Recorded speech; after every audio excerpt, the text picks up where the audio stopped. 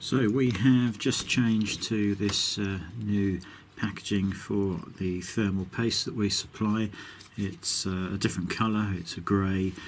Temperature rating is higher than the other that we used to squeeze out onto a little piece of waxed paper and then put into a zip bag.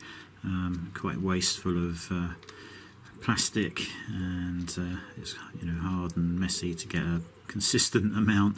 But this little sachet, little cut in it, so you can just tear that off, and we're just going to try and apply it to one of the wider elements. This is the wide plate SS5 type element, so if it's enough for one of these, it will certainly be enough for all of the smaller width elements.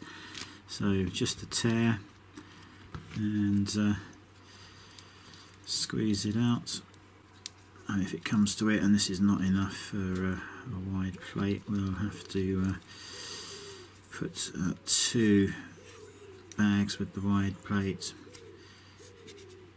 I'm going to try and use the bag so I don't get it all over my fingers, but you know what, so let's do it with the fingers and see if it's going to be enough. I'm pretty certain it is. All we want is a very thin, even coating, and as you can see, that is perfectly enough for a wide plate element.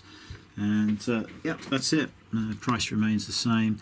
It's just going to be a lot easier for us to package it, a lot less wasteful of plastic, and it's the perfect amount for all of the elements that we sell. So yeah, if you've ordered from us before and expecting the old style thermal paste, literally today we have changed to this new thermal paste. I hope that helps.